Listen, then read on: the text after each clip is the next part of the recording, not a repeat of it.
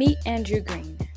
When I first met him, he was a student at LaGuardia Community College, an employee at the Empire State Building, a father and a husband, and a student mentor.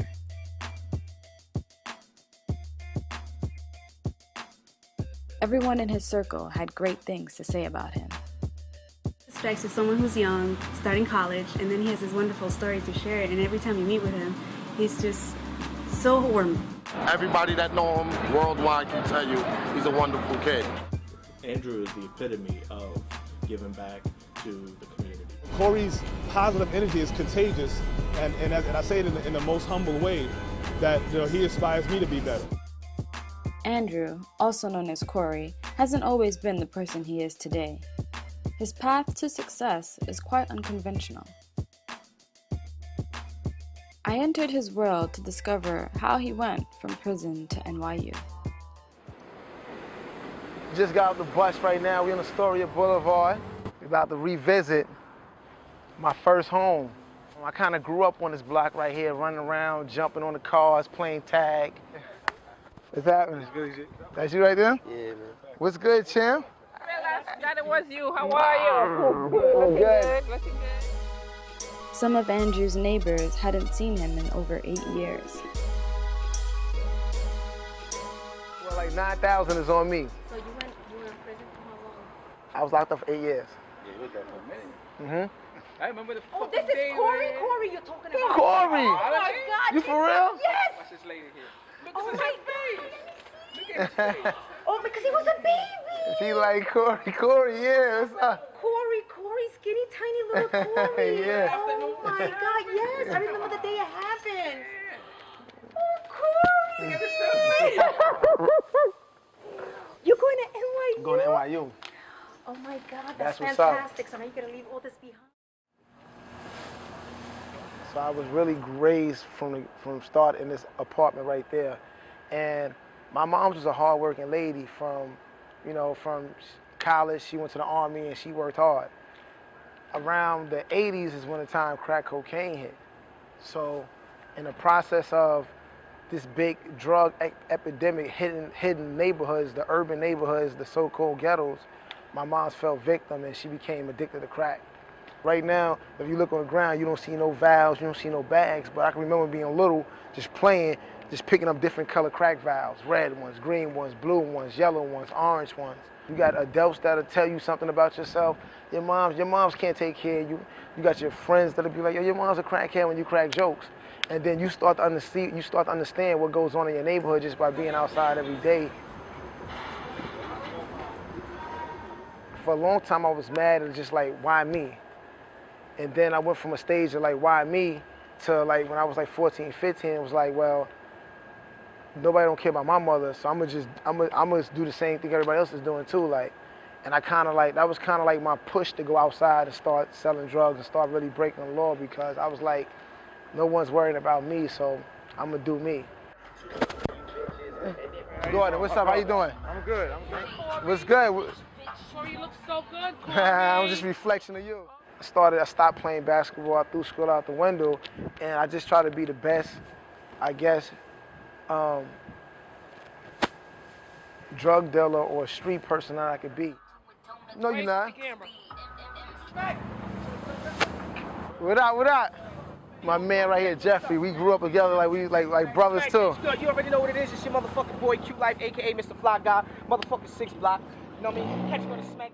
Though I was saddened by Andrew's story, I wasn't surprised. A lot of other formerly incarcerated men that I spoke with at the Empire State Building and at the parole office had similar stories to share.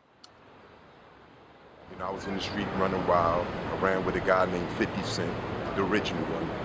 And living that kind of lifestyle made me get into a lot of different things. So, you know, I was hard-headed. I thought that nothing could really ever happen to me. And I never had a really strong father figure in my life. In fact, my father was also incarcerated. You come outside on your way to school, your role models out there, you know, selling drugs. You got the big cars, big chains, pretty girls, like, and you want that as a kid, you want that.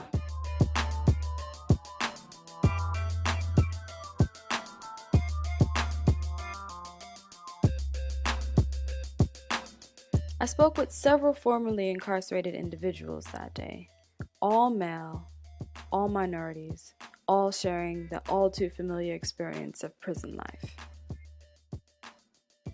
Back in Andrew's neighborhood, we headed over to his wife's house, where he explained to me the actual events that occurred that led to him being sentenced to 8 years in prison. Look, I said I'm back to the streets, yeah, I'm back to the start again. Obama's in office, but shit's still getting hard again. Gas going down, but going right back up again. It's people on welfare and their kids still suffering.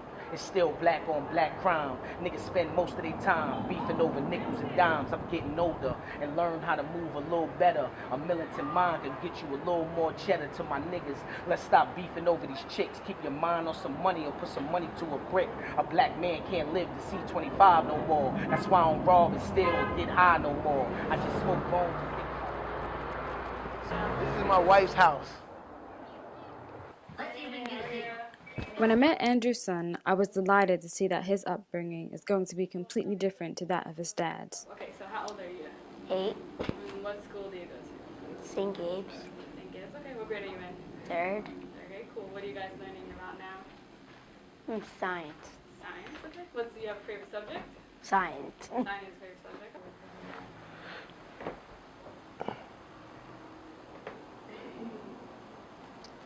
He used to be telling my wife, I want to go to my daddy's house. Like thinking jail was my house. I'm like, and I used to tell him like, this is not daddy's house. 10 years from now, I'll be 18. you'll be 18, almost 19. Hopefully he be, I want a job. yeah, job is important, you know, but education is important too. Hopefully he'd have kind of like figured out what my wife just, you know, but education is important too.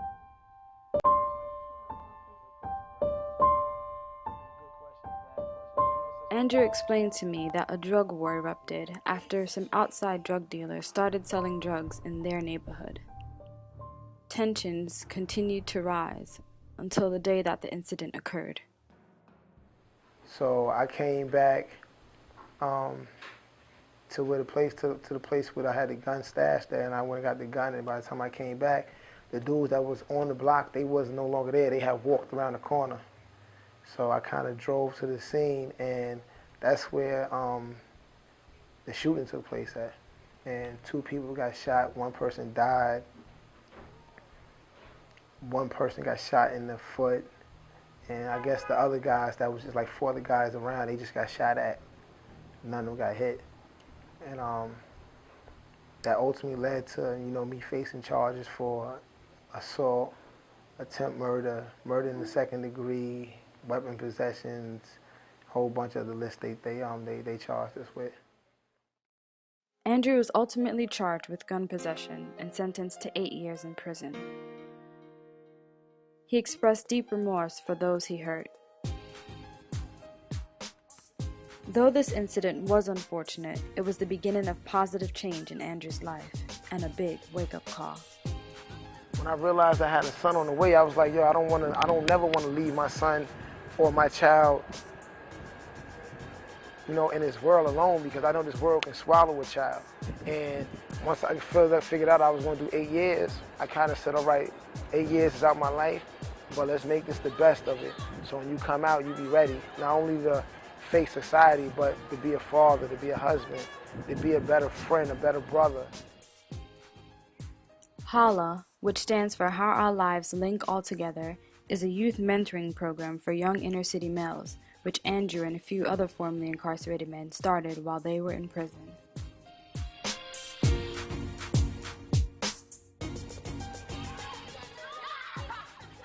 Though Andrew teaches at H.O.L.L.A, he himself is a student, and when I first met him, he was studying sign language at LaGuardia Community College. While I was in prison, I actually used sign language as a way to help me get through my time. I found something that I can learn in, that I have fun in, and it opened up LaGuardia for me because I found that LaGuardia has one of the best programs in deaf education. I figured if I could be an interpreter and I can understand their language and I could be able to speak to them, but I also could have the school and the education and the background in psychology, I could help them in more ways than one. So that's why I'm taking this adventure to NYU to become, to start working and being a psychologist and getting a degree in psychology.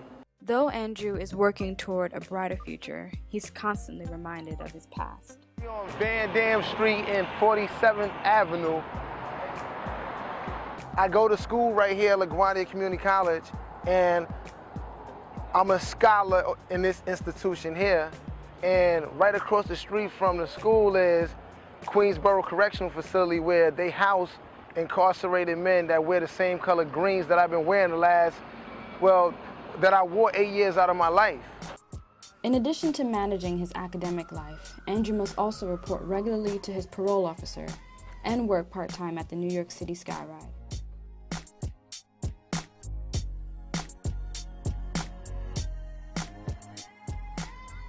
In the 2 years that Andrew's been out of prison, he's accomplished so much.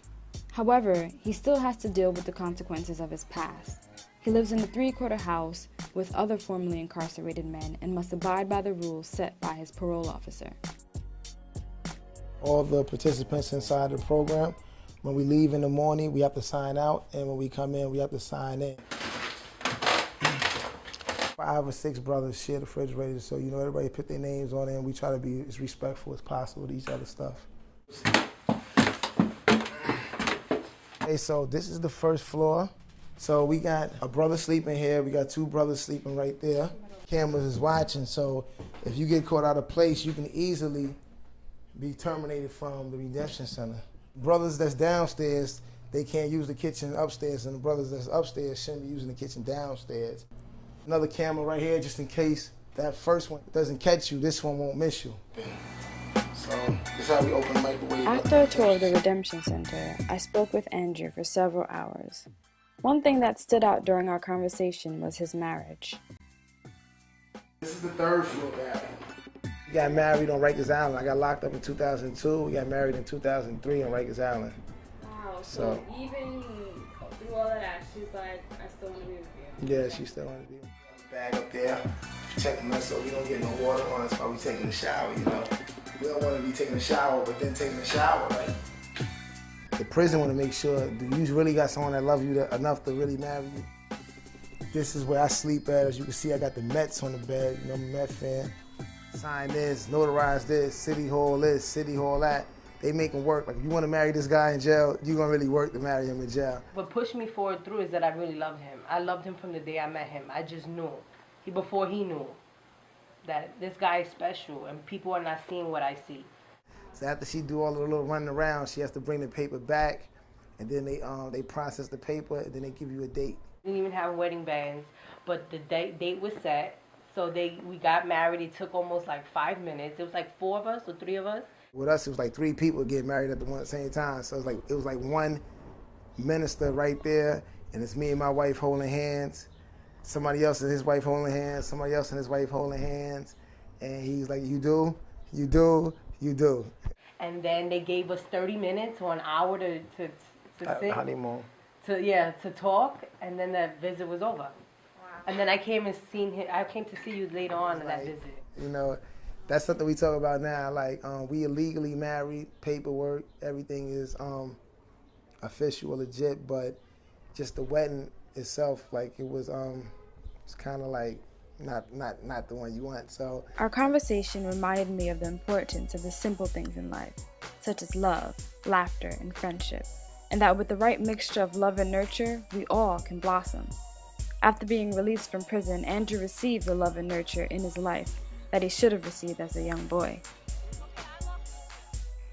However, since being released from prison, and with the support of co-workers, advisors, professors, family, and friends, Andrew has blossomed, and he's made the leap from inmate to scholar, and from prison to NYU. We are in the building. Yes, yes, yes, yes.